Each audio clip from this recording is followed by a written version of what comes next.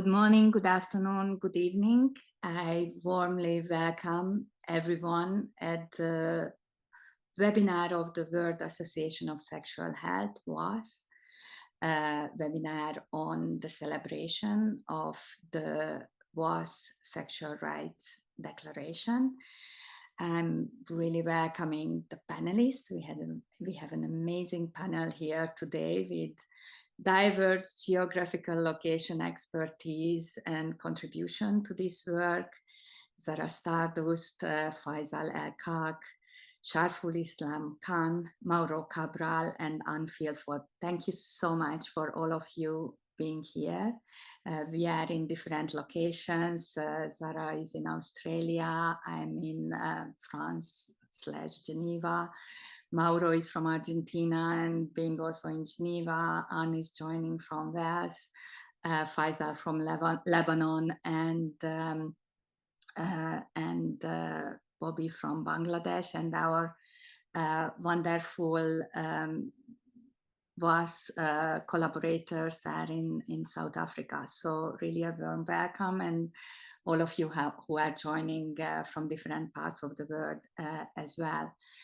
I would like to start with so my name is Eszter Kismödi. I am an international human rights lawyer on sexual and reproductive health, sexuality, and human rights. And I am the co-chair of the Sexual Rights Committee of WAS and the member of the Executive Committee of WAS, also the Chief Executive of the SRHM Journal.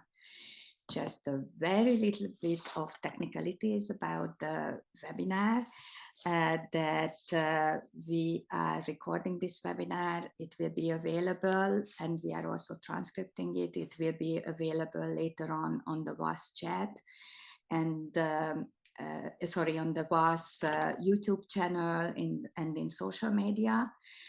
You are welcome to bring in questions or comments both in the chat and the Q&A. We would like to prioritize the chat so we can monitor it. Just to note, if you post anything on the chat, then it will come with your name if your name is recognized, and the Q&A is anonymous. I'm really sorry, my voice is coming and going, and I hope it stays at least in some position with us. The webinar will be in a format of discussion. We are not giving presentations. We are really talking about sexual rights in the today world and reflecting what do we wish for the future. We will have 3 rounds of discussions, short intervention, and we will also acknowledge you in this space and reflect to your questions and comments. So I just would like to recognize where we are today and give a little bit of context for sexual rights from a historical perspective, because I think it's very important to situate the WAS Declaration in our past and present, and then in future as well. So today we are celebrating the Sexual Rights Declaration, the 10th anniversary of the WAS Sexual Rights Declaration, but we are also in the ICPD plus 30 year when we are celebrating the Conference on International Population and Development, when in 1994 states and the world recognized the definition of reproductive health, reproductive rights, vulnerable populations, more in the population context, but this is when first states gave commitments towards fulfilling reproductive health and reproductive rights. It came with Beijing, with the Beijing Declaration a year later, when sexual health came into the picture, and it took a much longer time due to the incredible activism, scientific work, artistic work, academic work, and many different multidisciplinary contributions from all parts of the world and globally, that sexual rights started to be recognized officially.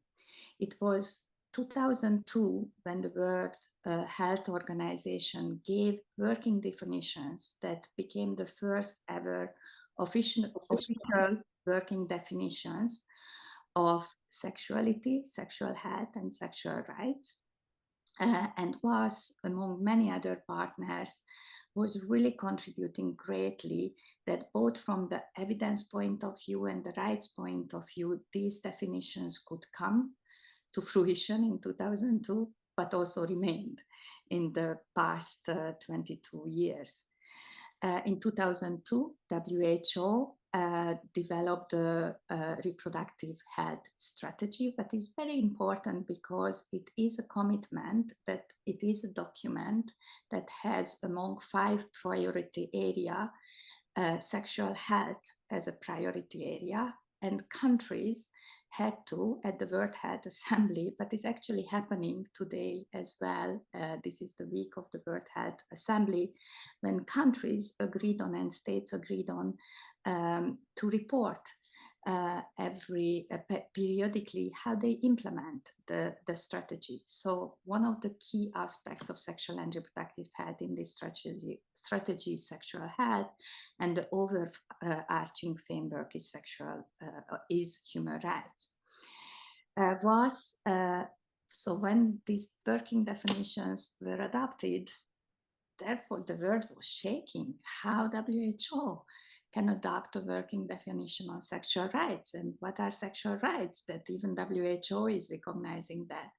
And it's another round of very rich work has started that recognized the ongoing work, but also got into mapping the human rights and evidence-based perspectives of sexual rights, when also vitalizing a lot of different kind of work, academic, artistic, and activist work around sexual rights, and gave a very strong evidence and rights-based basis, recognizing that how human rights, how they recognized in international conventions and treaties, regional conventions and treaties, national constitutions and human rights laws, give recognition to different aspects of sexuality and sexual health from the perspective of the right to life, the right to non-discrimination, the right to health, the right to education and information, and also looking at scientific evidence that how the recognition of rights has an impact of sexual health and sexuality. So in 2014, it was WAS who developed, and the sexual and the General Assembly of WAS adopted the Sexual Rights Declaration that is really a go-to document about sexual rights. Then WAS went on and defined other important aspects of sexuality, sexual health, sexual rights, and in 2021 accepted the Sexual Pleasure Declaration, and recognizing that actually how the world needs justice today from so many different perspectives, now WAS is in the process of developing and adopting the Sexual Justice Declaration, will be presented at the next WAS Congress in Australia.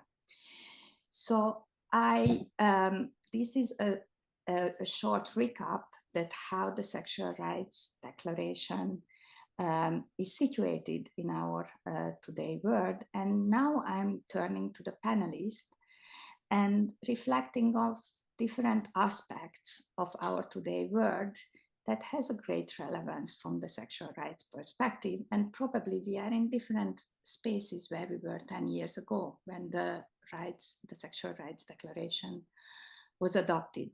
So Zara, I'm turning to you. You are the co-chair of the WAS Sexual Rights Committee, and also a very well recognized international human rights lawyer on sexuality. And your work is really connecting to technology and sexuality and sexual health.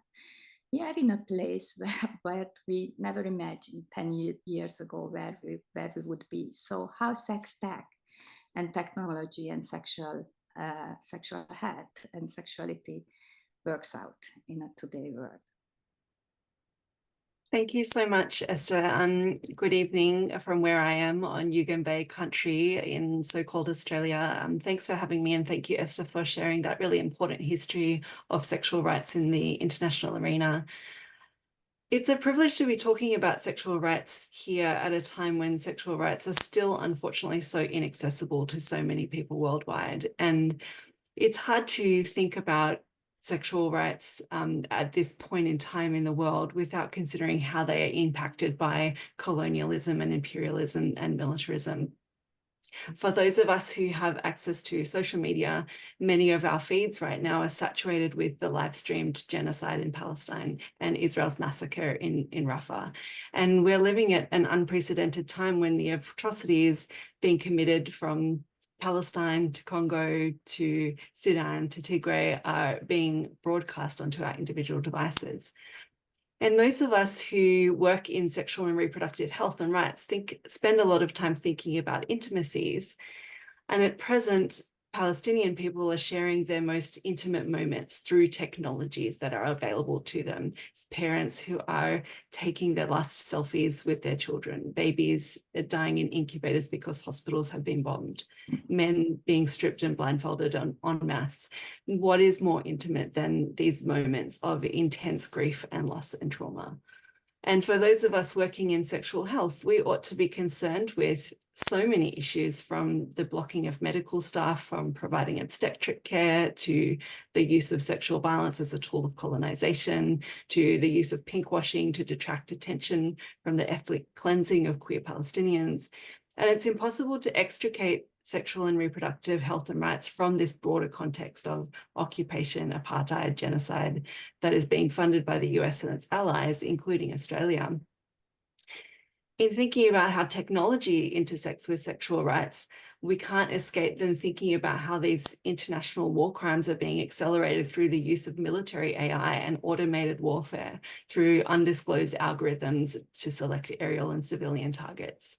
How can anybody be expected to access sexual rights and healthcare in a context where they can't even access food or water or shelter or safety? So 10 years on from the WAS Declaration on Sexual Rights, it's not a great time in the world for sexual and reproductive health. And I'm sure, as many of our other speakers will speak to, it's a time of right-wing backlash, of mis and disinformation, of increasing inequalities. And over the last decade, we've seen rapid advances in the pace of technology. It's played a role in facilitating access to healthcare in some contexts. So digital tools are being developed as alternative models in environments where there are criminal legal frameworks, or there's government neglect, or minimal infrastructure or limited services.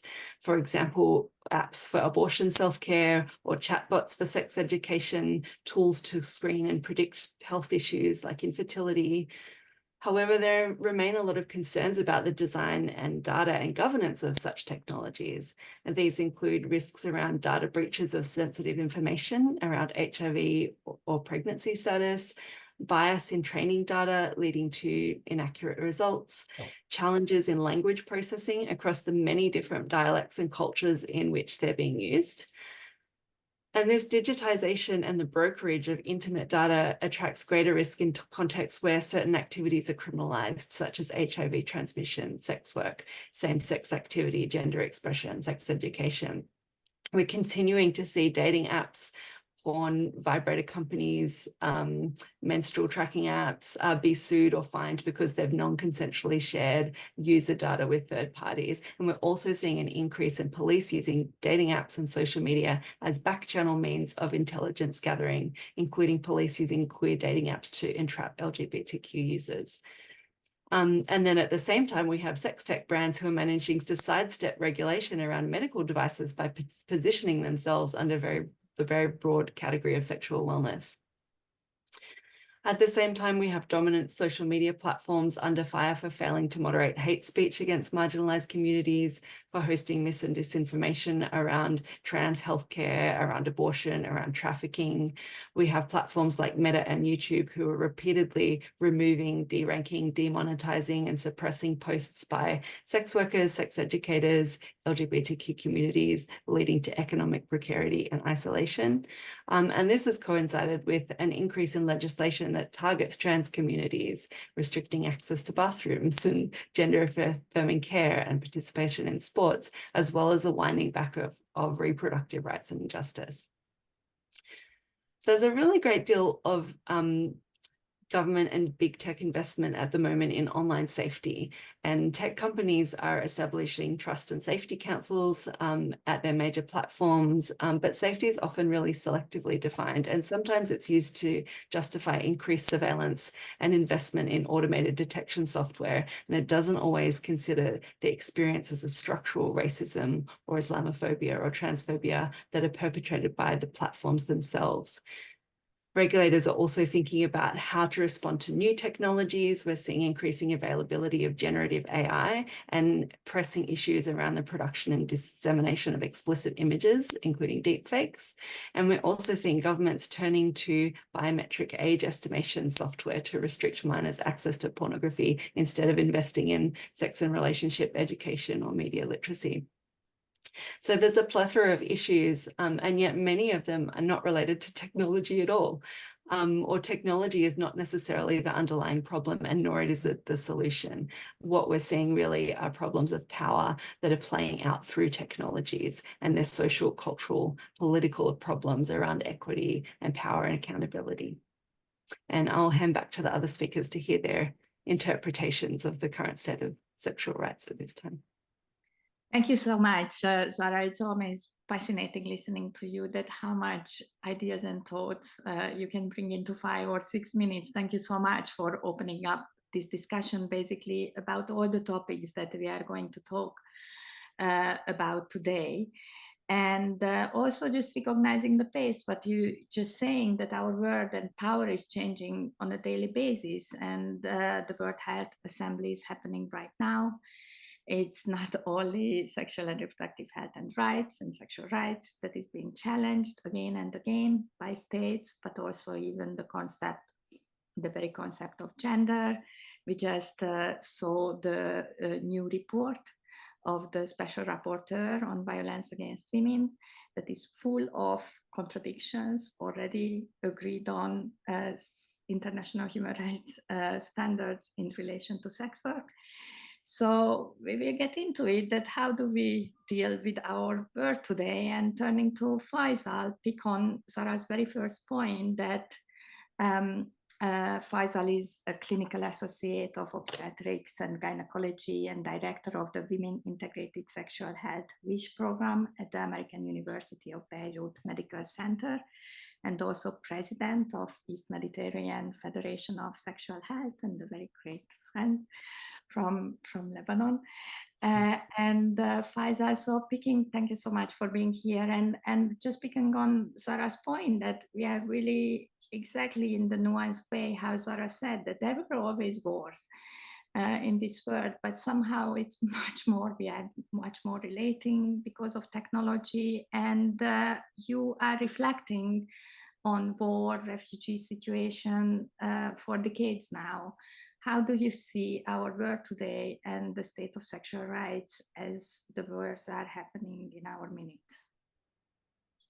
Thank you very much, Esther, for the invitation.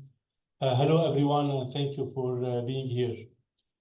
It is a great moment that we are celebrating the 10th anniversary of the Sexual Rights Declaration, but it is really saddening that anytime you put this sexual rights declaration or sexual rights framework into test, just use a medical term, under a stress test, you can see that all the problems can come out.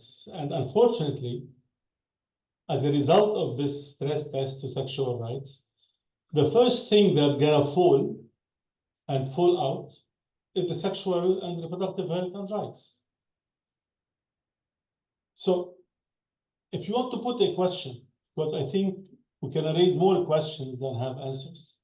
See, in the times of peace, WHO have said violence against women is an epidemic, with one out of 3 women reported subjected to violence, and that's in times of peace, 1 in 3. And if the wars are bringing the worst in us, historically and currently, the wars are bringing the worst in the human beings. And the worst of that that's coming out is affecting mostly the women and the children. I mean, how can you imagine that in a state of war where people claim different ideologies and different things, irrespective of the ideologies being claimed, all the time, most of those that are falling out and most of those that are paying the price are women and children. In Gaza, as we speak, 170 pregnant women are expected to deliver per day with no or zero skilled attendance or zero support, whether medical or psychological. And if you have to go to the span of the sexual reproductive health, from maternal health to menstrual health, to access to family planning, to access to abortion and post-abortion care, all of these issues are seriously affected. That's because, one, those that are engaging in war, they have no respect to the women's rights and to the sexual rights and to the reproductive health and reproductive rights. Second, women, young girls, women in this case, are being used as part of the, as Zahra said, part of the militarization and part of affecting the others by violating the rights of the women and children. So, and at the same time, within a situation of war and of refugees, you can see not only that the gross services and the gross packages of sexual and reproductive health and rights are being seriously affected, but there is also an emergence of other phenomena that can appear in a context of refugees. Yesterday, I was reading a paper that was sent to me by our friend Eszter Manuela Colombini, published a paper on sex exploitation, and they call it sex exploitation within the context of migration and refugees. And it shows, with the data they presented in that paper, that how much there is some kind of a sex transaction. There is a lot of sex exploitation where women are providing sexual services in return for not only financial, but also in return for other health services or other kind of daily services.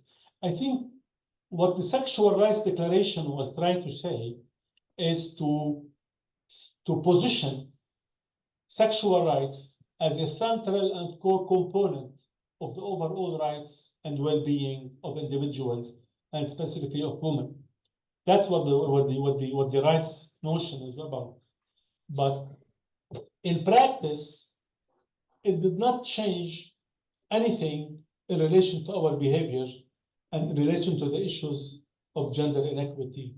And that's much more shown and much more present in situations of war. You wrote a paper, Eszter, with another colleague on the war on Ukraine. And you spoke about all the sexual reproductive health violations and everything. It's exactly the same and much more amplified in Gaza. It's the same is happening in Sudan and many other places. And even in situations where you have what we call revolutions or Arab Spring or this and that, the first to be affected is always women. Look at Afghanistan, Taliban, look at other places where there is no actual war, but there is always the rights of women that's being affected, which implies sexual and reproductive rights. So what we are facing is the whole cultural wall, if you so to speak, or a set of cultural constructs that's affecting very much the realization of sexual rights, which, as I said, much more amplified in situations of war and other natural or human-made crises. Thank you so much, Faisal. Really appreciate of bringing us forward in the discussion. And I think you are raising many issues that we will take forward as we are getting to the panel. You emphasized, Faisal, women as the most vulnerable in war situations and every situation, but actually it's really the most marginalized, who is already marginalized, whether the disability, the LGBTI populations, the sex workers, and also you raise the issue of choice, autonomy, like when sexual exploitation is becoming an exploitation, compare the choice that you don't have any other choice, but I'm choosing to sell my body to feed my children. Is it an exploitation? When it becomes an exploitation, where are the nuances of choice in certain situations when your choice is actually taken away from you? And we are also raising issues that you raised that we agreed on in international declaration, commitments on certain principles, including in relation to war, but also in relation to sexual rights and the two together. And the violations just keep coming up, including, for example, it was because the Bosnia and the Rwanda war crimes that were committed, that it has been agreed that using rape as a weapon is a violation, is a war crime. And here we are in Sudan and other places in the world when rape is again being used as a weapon, and it's just another war. And without shaking up our existence, that how it can happen. Yeah. Rape is one form of saying it, Esther, but also attacking fertility.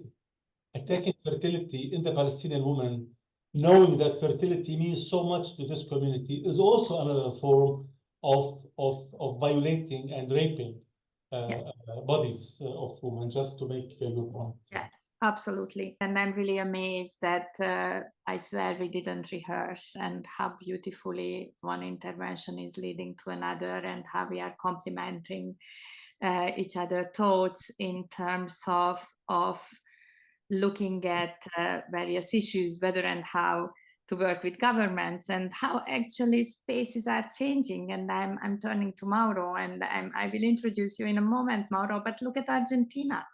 I mean, I'm not sure exactly in 2012 when Argentina changed liberalized abortion, and then there was and recognition of transgender rights, and then 10 years later we are in a very different place in one country, but also would like to use the opportunity to recognize that there is also progress.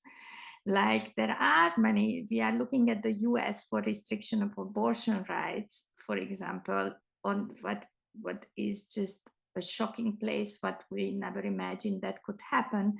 At the same time, there are many countries who are liberalizing abortion and giving more grounds for abortion, like Thailand and Benin, and a long time back South Africa, and there are more countries. And France put abortion rights in the constitution. I mean, this will be a discussion for looking into the future. And turning to Mauro, in terms of who is Mauro is a great friend, a colleague.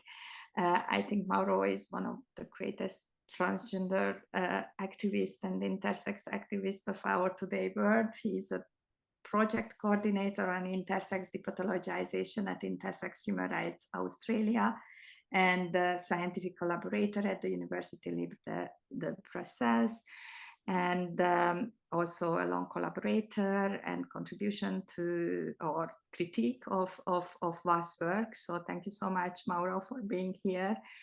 And we have been discussing last night at dinner that actually it's like I personally haven't seen such a rapid development in terms of recognition of human rights of transgender people, gender diversity, at the international level, both from the public health and human rights perspective, in intersex rights, due to the incredible activism that people are leading around the world.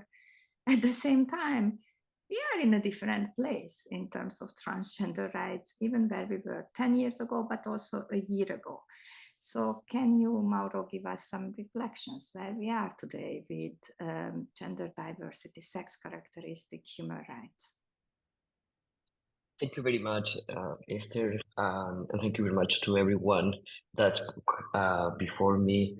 It's been great and also painful listening to you, like in this state of the world.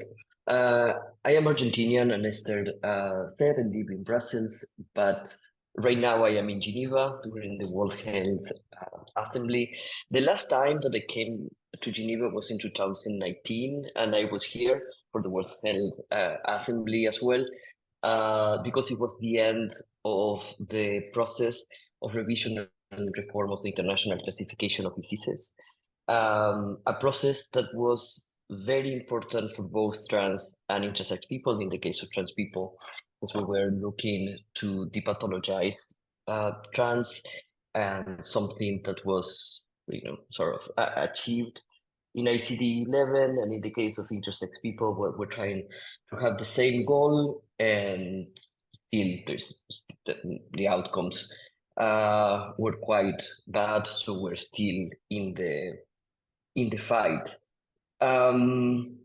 When I was listening to all of you, I was thinking of, I agree with you, Esther, that there are advances in certain places. We are seeing also different countries going back, but also different the introduction of different panics related, for example, to trans people.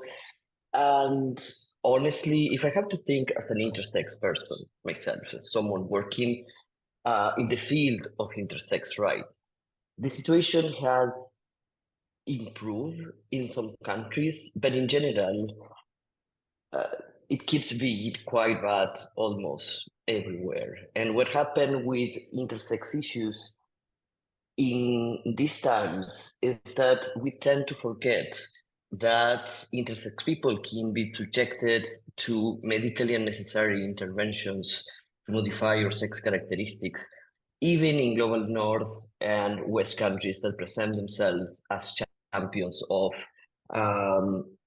sexual and reproductive rights and human rights in general.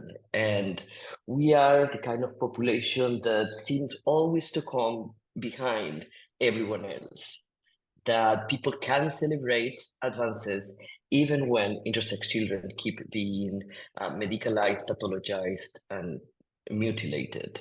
So in that regard, even when some advances have been made through the law, it is true that most human rights violations against intersex people are still occurring. And in some cases, the situation is being made worse by anti-trans legislation, for example, in the US, but not only.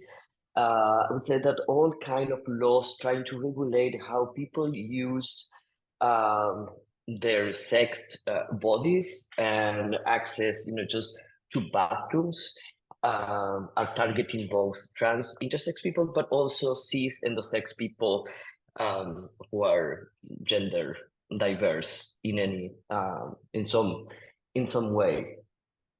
We are being also impacted by the way in which anti-gender movements are re-entering real existence of sex as binary, and anything else, any body contradicting the idea that male and female bodies have been created by God or nature in an ideal way is considered to be non-existent, existent in a minimum number, or being a pathology or a malformation.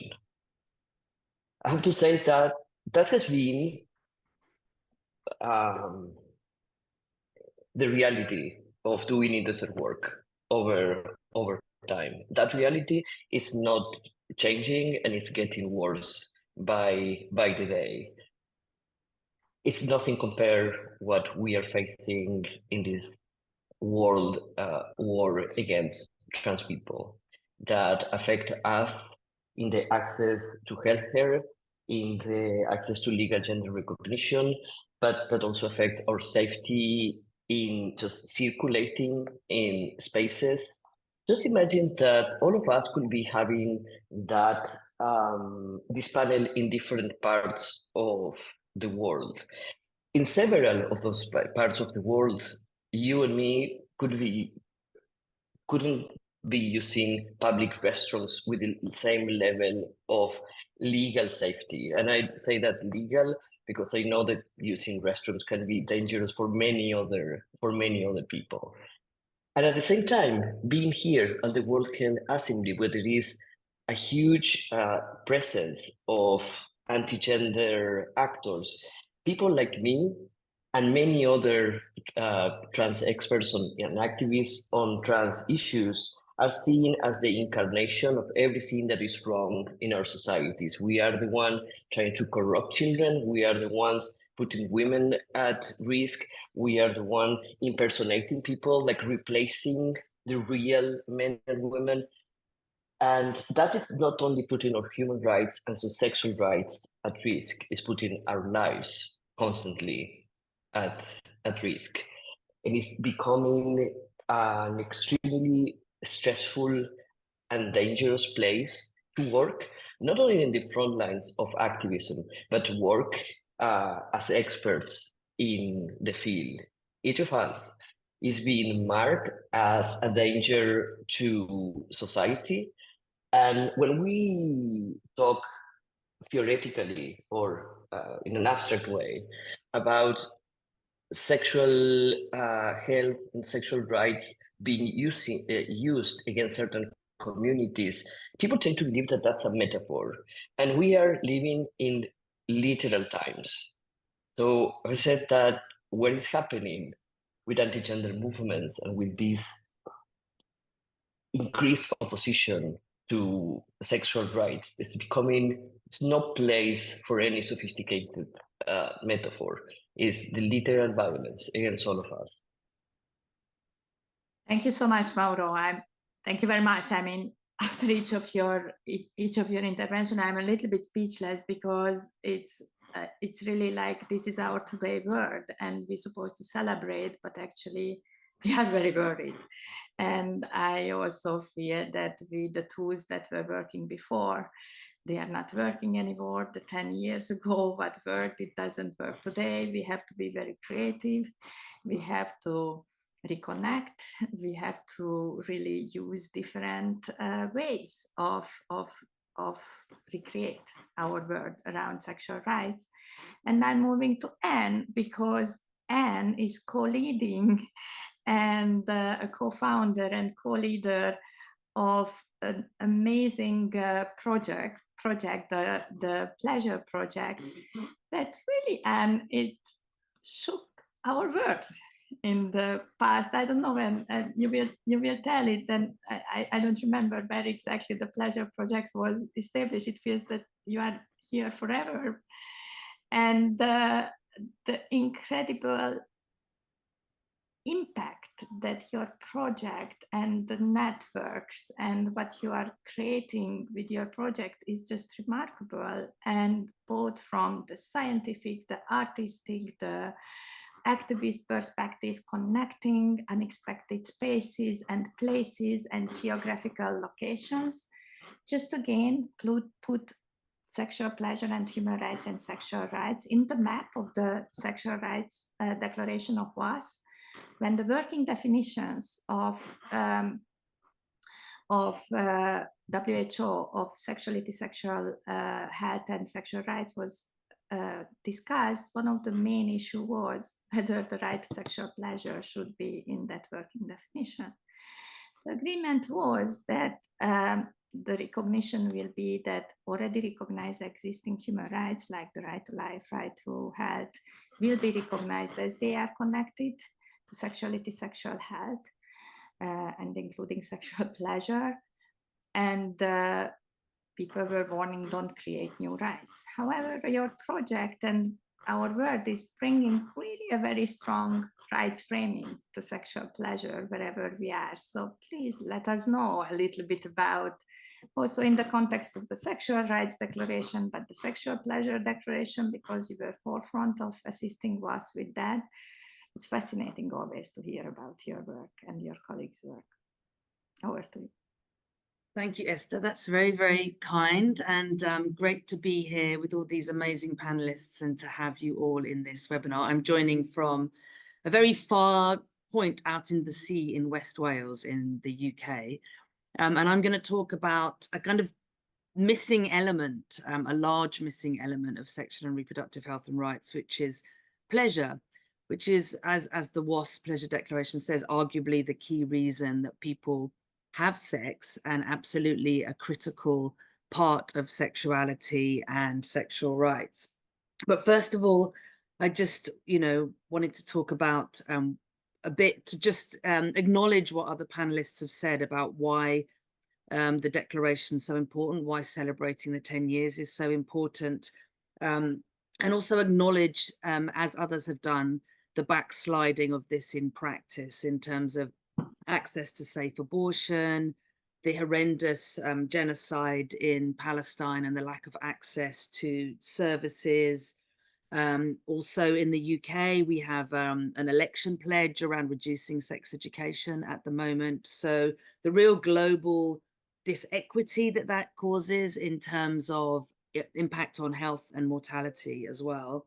But I wanted to just sort of offer, I guess, a chink of hope and say that the Sexual Rights Declaration really paved the way for putting the R at the end when it wasn't put before, and really carrying on the work of as we hit the 30 years of ICPD, really thinking about being human-centric and how central rights is to the delivery of sexual and reproductive health, and how it's become normalized to make sure that we're talking about sexual rights in terms of service delivery. I've worked a lot in sexual and reproductive rights delivery, and I think, it's really become something that is acceptable to keep promoting, to be central to service delivery, and that wasn't always the case. And I think there are some great examples during COVID of when national governments made SRHR an essential service, and that was around the world.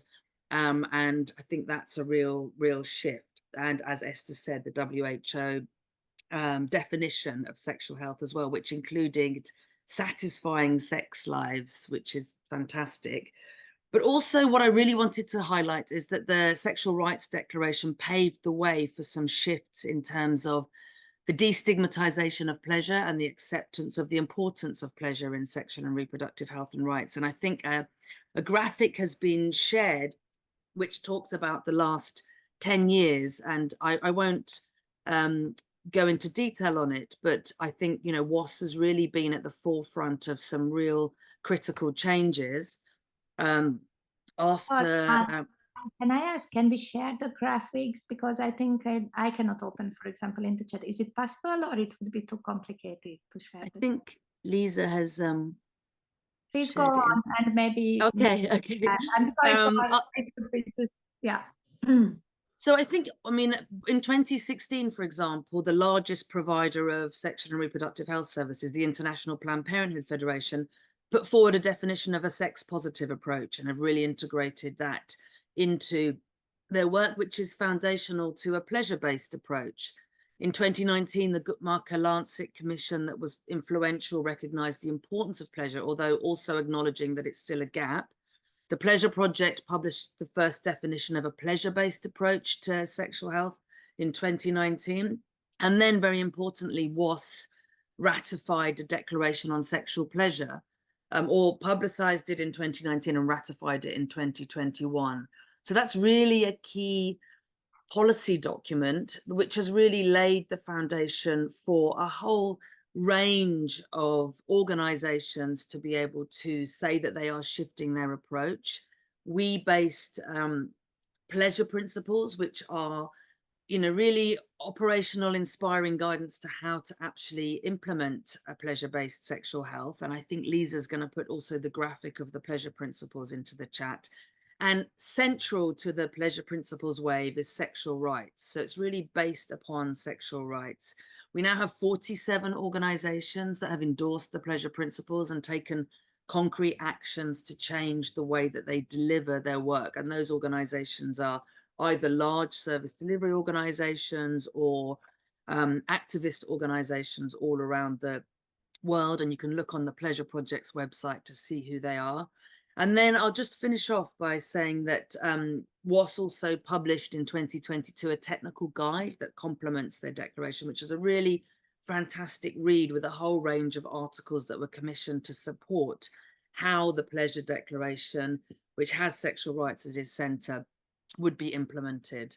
And then 2 years ago, the Pleasure Project with the World Health Organization published a systematic review, which was a unique systematic review. The question had never been asked before: the extent to which pleasure inclusive sexual and reproductive health and rights interventions make a difference to sexual health outcomes. And again, that's on our website, but we found that it makes to actually integrate pleasure into your sexual health and rights interventions in a whole range of different ways, even if that's to a small extent, actually leads to a significant impact in terms of sexual health outcomes. So I think in terms of just offering some hope about the importance of the Sexual Rights Declaration and what it paved the way for to really make sexual and reproductive health and rights and the way that we interact as humans with each other's sexualities much more human-centric, much more rights-based, has been really impressive. Thank you. Thank you so much, Anne. And it's actually impressive that the project, but this whole panel is bringing together that how we work with evidence. I mean, Zara, Faisal, Sharf, Bobby, Mauro, all of you brought together that the word led to bring data, evidence to advance rights. At the same time, you are reminding also that we are people. And we are people, as Bobby and Mauro and all of us, who are living in danger because of the work that you are doing, because of your gender or sexual identity.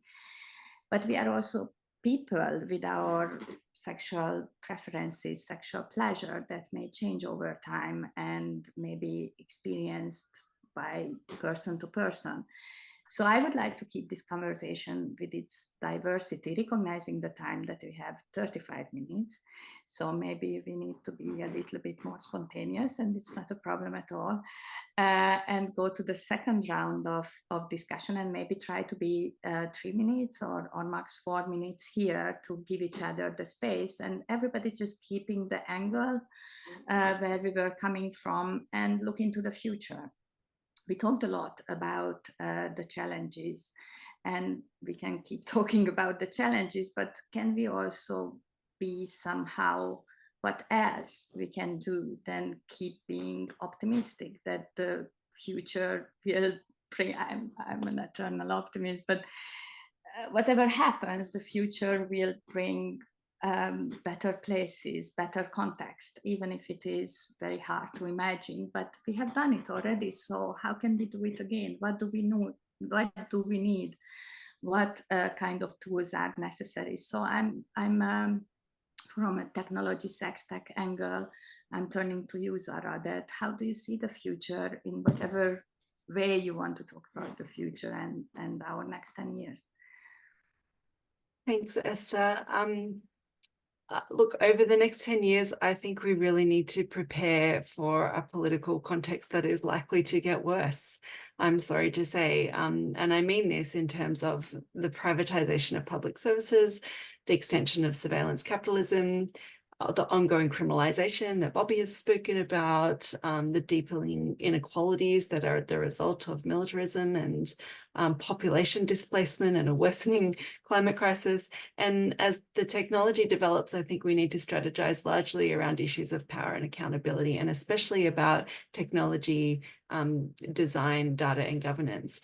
And I think this focus can be taken in two directions. The first is tech accountability, and the second is on coalition building and alternatives.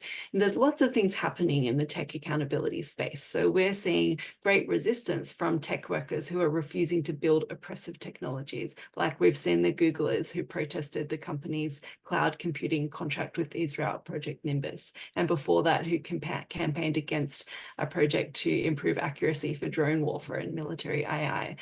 We're also seeing strategic litigation and consumer class action that is seeking to break up tech giants and hold them accountable. So Grindr has been fined by the Norwegian Data Protection Authority for unlawfully sharing data with third parties. There's lawyers in Europe who are using the GDPR to bring litigation against Pornhub for collecting and processing users' data around their sexual preferences. The period tracking app Flow settled a case in the US Federal Trade Commission following complaints that they had shared users' health data with Facebook and Google. And we also have the Center for Intimacy Justice in the US who have filed a complaint with the Federal Trade Commission about their censorship of women and non-binary people's health advertising. So communities and tech workers and consumers are using all these different tools available to them to build campaigns and to demand accountability and boycott those companies. But the legal systems are not going to save us. And often, as happens in capitalism, is that these massive entities simply just adapt and they find new ways to discriminate and exploit. And so I think a really essential focus over the next decade is in building the conditions for more democratized tech that can thrive alongside grassroots movements. And as we move towards Web3, which is characterized by decentralized data storage and greater community control of technologies, there are designers who are moving away from speed and scale and size towards slow tech, small local initiatives, worker-owned platform cooperatives. There's communities who are creating manifestos for how they see the future, including the feminist principles of the internet, which set out different values around access, information, movement building. We have the decolonial AI manifesto, which talks about moving towards decolonial governance. We have the design justice principles about how to build sustainable and non-exploitative community-led and controlled technologies. We have the Crip Science Technoscience Manifesto that looks to disabled people as savvy, innovative designers of everyday life. And we have approaches like design from the margins that's about centering the most impacted users in tech design. So there's all these frameworks that we can look to as like useful in guiding practitioners and communities through more ethical tech design. And there's lots of projects that are using data to advance their social movements too. So if we look to places like the Data and Feminism Lab at MIT, they use computational methods to work towards racial and gender justice. One of their projects is about collecting data about femicide. There's also the Data for Black Lives, which is a movement of activists, organizers, and scientists who are working on projects related to data capitalism and algorithmic racism. So these kinds of bottom-up grassroots initiatives are really important to create alternatives to the current tech landscape. And the last thing I'll say is that the focus on sexual rights is now moving to a focus on sexual justice, and this is really essential for the next decade. And we've seen through the WAS declarations over the last couple of decades this shift from sexual health to sexual rights, to sexual pleasure, and now sexual justice. And I think this is really welcome because sexual justice is much broader than sexual rights. It involves all these questions about political economy in terms of who is dominating the narratives, who is controlling the infrastructure, who owns the technologies to produce these systems of hierarchy and stigma and oppression. And as I mentioned earlier, and as Faisal also talked about, like a person does not have equitable access to sexual rights if they are displaced or if they're racially profiled, if their islands are sinking, if they're being bombed.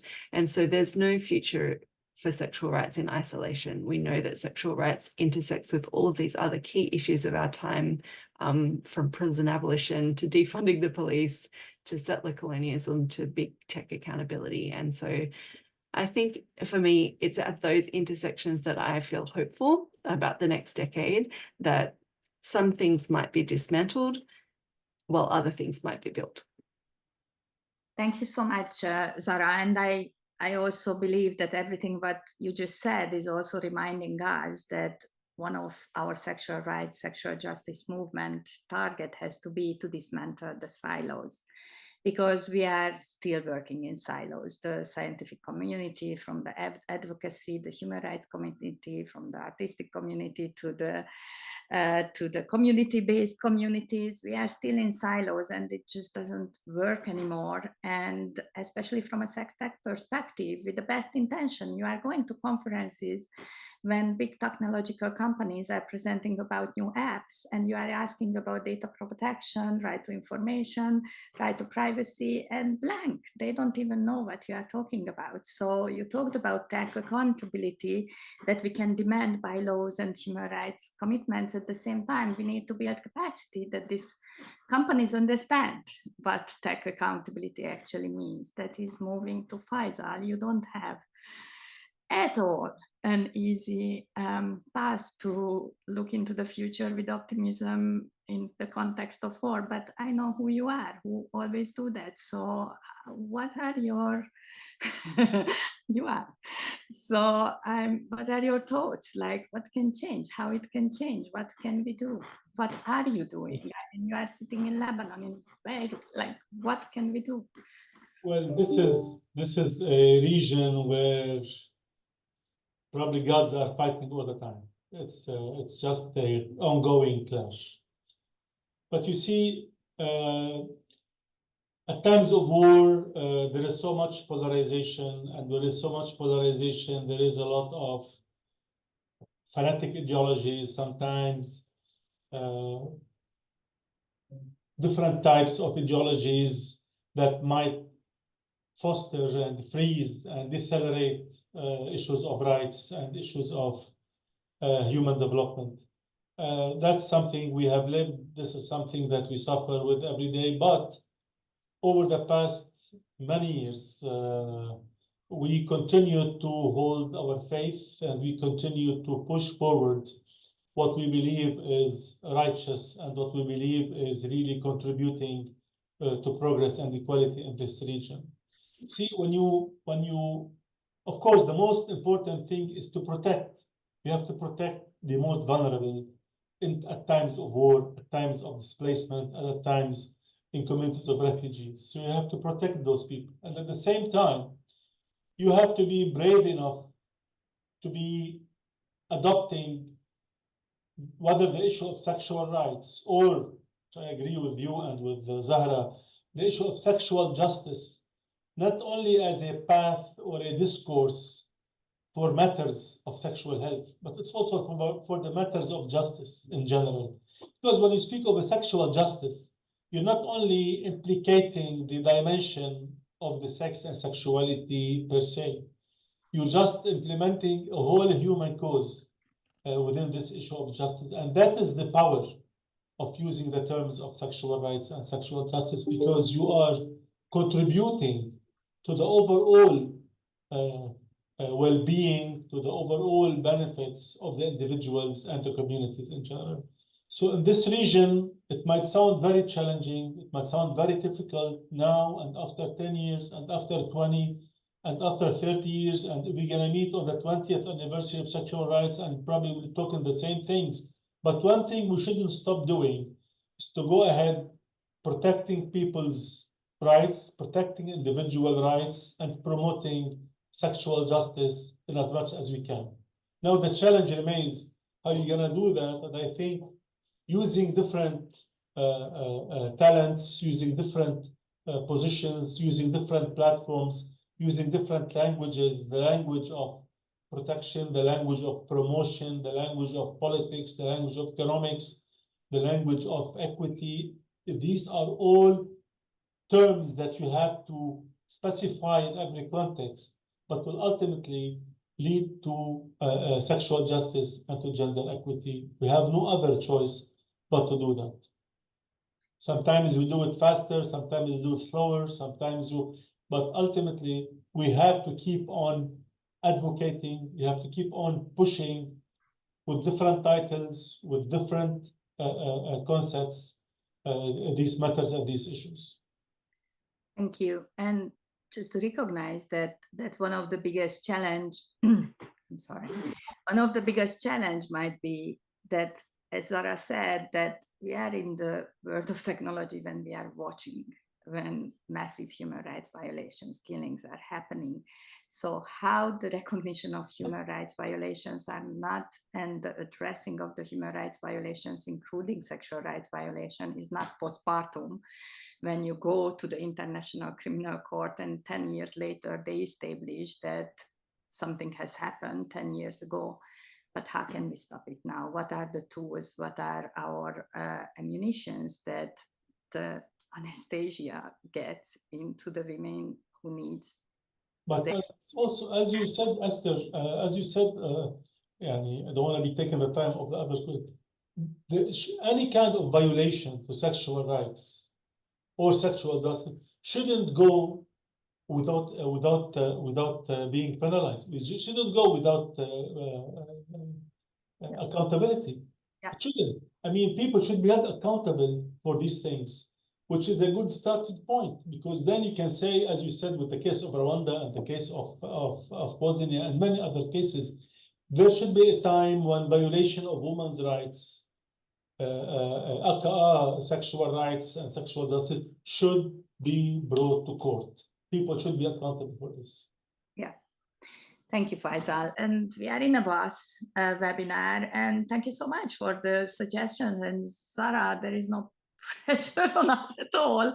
That, and Faisal, also an executive committee member, that's how to make the next conference in Australia exactly a year from now, maybe possibly something more accountability based in terms of different actors, to connect the dots, to bring different issues that that are really dismantling the silos. And on the indicators, I think we need to revitalize. I mean, I was in WHO when 10 years ago, Faisal, you were part of this group as well, that we were developing sexual health indicators. It was an amazing work. We were developing indicators on the base of consent that are measurable and not only in terms of lack of morbidity and mortality. So I think we also need to revitalize work that is forgotten.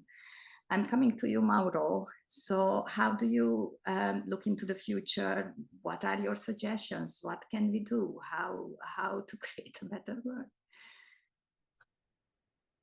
I'm the wrong person. It's a stupid question. I mean, I didn't. No, I'm the wrong person for this question because I am a historian, so I don't look that much to the future, but to the past. No, to be honest,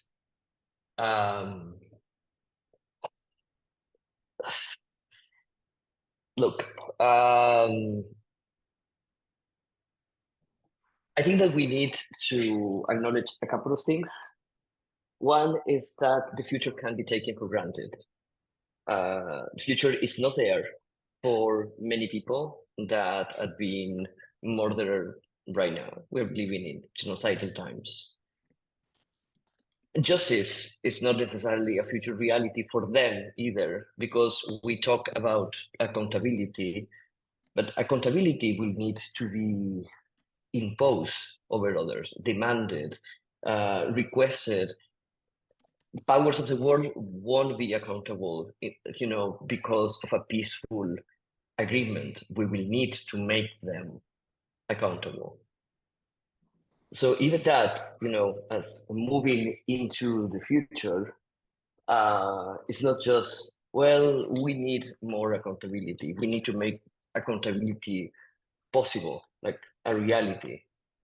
When I think about the future, and I think about the future, like how intersex future looks like. Well, for many of us and many other people who are not intersex, but as was said in the chat, has been subjected to different forms of genital mutilation, that future could be a future of truth and reparation, maybe some sort of justice, but there are many interventions that are not won't be changed in the future. So I would say that even if we demand rights and justice is not going to be possible for many of us. If we think of now to 10 years, if the World Health Organization keeps considering intersex people as suffering of disorder of sex development, and the medical establishment keep performing normalizing interventions on intersex bodies, and business continues as usual, and we meet in different conferences, including WAS conference, and it was said just a moment ago, if we meet and we just have educated, sophisticated conversations about this, but the world continues as it is, in 10 more years, there will be hundreds of thousands of more intersex people mutilated. And so even if we proclaim a time of rights and justice, that is going to be a rhetorical fiction. Sorry for being so blunt. I am an optimistic person. I believe in organizing. I believe in, well, everything that Sarah said, I completely agree 100% with you. And personally, I would love to see was taking a strong political position or different strong political position as a key stakeholder in making sexual rights and justice a reality, and find a way of addressing the situations where rights were violated in a way in which justice is just not possible. But coming back to the beginning of what I said, I really, and I know that sounds unsettling, but I would recommend starting by not taking the future for granted for anyone.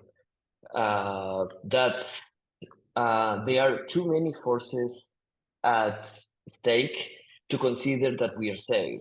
And if we are safe and we feel safe, well, probably we are not living in the same world. And it's time to realize that even when we are using the same words, they don't have the same meaning. As an intersex person, I believe in the need to keep fighting for sexual rights and justice, but I believe that those words don't apply to people like me. It would apply to other people if we are lucky enough to get that for them. As a trans person, I don't take the future for granted. I don't know. We live in a world with many people consider that the world needs to move over without Palestinians and without trans people. And that's the future that I want to see. So I think that we are in a crossroads when we need to take a position about that. Who gets to the future, if there is a future, and how we can make future a reality ahead of us. I hope that in 10 years we can meet again for another celebration and have a different conversation. Thank you. Thank you so much, Mauro. So, and I'm moving to you, that what do we do with our sexual pleasure, and what do we do that everyone and all of us just enjoy sexual pleasure with freedom, with choice, with consent, and taking pleasure not as an absence of violence, but pleasure as something that is connected to our humanity and daily life. Thanks, Eszter. And sometimes at the Pleasure Project, we challenge ourselves to imagine pleasure land. So I'm going to take you on a journey of what that could look like, what it could look like to aim towards, to have a positive vision of the world in which people and communities' consensual desires are celebrated, accepted, and welcomed as part of being human and desiring each other, and where there's no inequities of sexual well-being or recognition and adjustment for existing inequities that allows for this free and consensual expression of desire and love according to personal boundaries and discussions of those evolving boundaries. And we know that human life is complex and messy, and it's really hard to imagine a world completely free of power and inequalities. But we just like to think and have that vision and imagine a world of erotic justice in which being polymorphous and polyamorous and so many other aspects of being human with capacities for multiple pleasures could be celebrated, accepted and normalized. But I do this in the acknowledgement that we all sit in a place of grief and despair also, and that is the gap between having a vision for what could be and where we are in the world today and everything that we've been speaking about today. We actually, myself and Rushi Singh, who's the other co-director of the Pleasure Project, actually wrote an erotic justice manifesto or womanfesto and published it last year. And I think Lisa's going to put a link in the chat and also put a link to a graphic of this imagining of Pleasure Land. And I'm just going to take you through it. It's quite short. And please, I'd love to have more comments on it and suggestions on it. It's evolving. But what we said this means is, what does erotic justice mean? It means having an open and fearless understanding of our multiple capacities for joy, living and loving erotically by arriving at a knowledge of knowing what we want and therefore what we do not want, and acknowledging that this can change with time and context, and really connecting to and recognizing feelings and sensations that give us joy and that don't, and being able to express our desires without shame if they do no harm to others and the planet. Also talking about sexual pleasure as we currently talk about the pleasures of food, with all the love and care and tastes and joys and collective recognition of that joy and hunger. And feeling joy in our connections of pleasure beyond sex or the bedroom, by letting the power of the erotic move through your life in other ways rather than being defined or bound by the feeling in your genitals, to reconnect to our sense of sensuality. For example, we might view a bright, beautiful flower with total joy, or get a rush to our senses at the smell of baking. So having an expansive sense of pleasure. Feeling also excited to discover sex and sexuality that you've never heard or read about, that those unscripted desires and the power of creativity in our sexualities if we move beyond the roles that are prescribed for us. And also enjoying the creativity of being with another person or person's body and discovering their joy and their unscripted versions of pleasure that you can discover for yourself. But also really relishing the joy that we can create for others and looking directly into the eye and face of body, and reclaiming joy, desire and pleasure as connecting us to the planet and our surroundings, and that don't require us to buy anything or to have to exchange our labor for that pleasure. So also speaking out about the possibilities of pleasure for all that challenges the notions and ideas and practice that diminish and silence individuals who are unable to speak out yet. And sharing endeavors that not only are valued by systems in power, but also by creating a collective open source pleasure knowledge bank, or a bank of expanding shared fantasies. So we can all use pleasure to reduce stigma and shame, as well as connect people through recognizing our diversities. And we can stop fearing the yes within us and see it in others, and open up our aspirations for our own pleasure and joy, and walk alongside others to see what's universally available to all of us. Thank you. Wow, this was really beautiful. Thank you so much, Anne. And I really hope that we will be at this place, or people are already in this place. And as we discussed, that it is a reality for some. Sometimes it's a reality in moments, sometimes it's a wish. And people are sometimes deprived of having a chance even to dream about these realities. I'm closing this webinar. We wanted to have another round of reflections, and I'm sorry about for the panelists, and it's not happening, but I think it was an extremely rich discussion. I really thank for everyone in the panel for reflecting so honestly with your incredible professional and personal insights. I hope that we continue this discussion in various spaces, and we addressed sex tech accountability, war, criminalization of sexuality, restriction of paid spaces, gender diversity, sex characteristics, politics, governance, to to sexual pleasure and dreaming about sexual rights, sexual justice, and sexual pleasure as our everyday reality. Thank you so much for the panelists. Thank you for the organizers of the webinar, Lisa and Michelle, for helping with the technology. Also the Sexual Justice Committee, Alan and Eszter, for also providing input of moving sexual rights towards, and all the Sexual Justice Steering Committee members of moving sexual rights towards sexual justice, sexual pleasure. So I wish you a good night, a good morning, a continued nice afternoon, and thank you so much for being here with us today. Thanks a lot. See you soon. Bye.